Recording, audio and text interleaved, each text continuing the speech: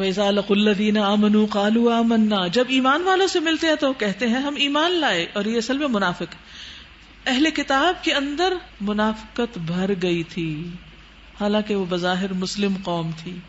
تو یہ جتنی بھی باتیں کی جا رہی ہیں یہ دراصل تیسرے گروہ سے متعلق ہے، منافقین سے متعلق ہے. تو منافقت جو ہوتی ہے وہ کفار میں نہیں ہوتی. منافقت کس میں ہوتی ہے؟ جو بظاہر سو کالڈ مسلمز ہوتے ہیں، اپنے آپ کو بڑا مسلمان ظاہر کرتے ہیں، لیکن نہ دل مسلمان ہوتا ہے، نہ زبان مسلمان ہوتی ہے، اور نہ عمل میں کوئی اسلام نظر آتا ہے. تو ایسے لوگ ڈبل سٹینڈرڈ رکھتے ہیں. نیک لوگوں میں جائیں گے تو ویسے بن جائیں گے، اور جب دنیا دار لوگوں میں جائیں گے تو ویسے بن جائیں گے. انہی کی نفسیات یہاں بیان کی جا رہی. اور جب آپس میں ایک دوسرے سے اکیلے میں بات چیت کرتے ہیں تو کہتے ہیں کہ بے وقوف ہو گیا. ان لوگوں کو وہ باتیں بتاتے ہیں جو اللہ نے تم پر کھولی ہیں تاکہ تمہارے رب کے پاس تمہارے مقابلے میں انہیں حجت میں پیش کریں. اور کیا یہ جانتے نہیں کہ جو کچھ یہ چھپاتے ہیں اور جو کچھ یہ ظاہر کرتے ہیں اللہ کو سب باتوں کی خبر ہے. ان میں ایک دوسرا گروہ امیوں کا ہے، یعنی کچھ لوگ تو کتاب پڑھتے پڑھاتے ہیں، کچھ جانتے بوجھتے علم والے ہیں، وہ تو تحریف کرتے ہیں اور حجت بازیاں کر رہے ہیں. اور دوسرے ان پڑھ لوگ ہیں. ان کا طریقہ کیا؟ اور آج دیکھیں تو امت مسلمہ میں بھی دو طرح کے لوگ ہیں. دوسرا ان پڑھ لوگ ہیں، امی ہیں، جو کتاب کا تو علم رکھتے نہیں، قرآن نہیں پڑھے ہوئے. یعنی کچھ لوگ قرآن پڑھ کر عمل نہیں کرتے اور کچھ قرآن پڑھے بغیر بے عمل ہیں. بس اپنی بے بنیاد امیدوں اور آرزوؤں کو لیے بیٹھے ہیں اور محض وہم و گمان پر چلتے ہیں. بس ہلاکت اور تباہی ہے ان لوگوں کے لیے جو اپنے ہاتھوں سے شرع کا نوشتہ لکھتے ہیں، یعنی اپنے ہاتھوں سے کتاب کو لکھتے ہیں. یعنی ان پڑھ لوگ کیا کرتے ہیں؟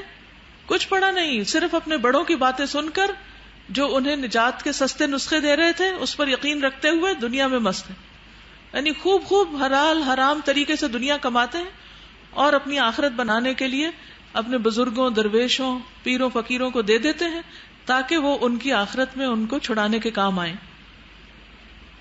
اور یہاں پھر ایسے علماء کی بات کی جا رہی ہے جو اللہ کی کتاب میں تبدیلی کرتے ہیں، جو دین کا حلیہ بدل دیتے ہیں، جو دین کے نام پر لوگوں کو جھوٹی کہانیاں سنا کر مطمئن کیے ہوئے ہیں، جو آخرت سے ڈراتے نہیں، ان کو فکر نہیں دلاتے. ایسے اسکالر جن کے کیا کرتے ہیں؟ ہلاکت و تباہی ہے ان لوگوں کے لیے جو کتاب کو اپنے ہاتھوں سے لکھتے ہیں، پھر لوگوں سے کہتے ہیں یہ اللہ کے پاس سے آیا ہے. یعنی من گھڑت دین پھیلاتے ہیں تاکہ اس کے معاوضے میں تھوڑا سا فائدہ حاصل کر لیں، کیونکہ حق بتائیں گے تو لوگ خلاف ہو جائیں گے.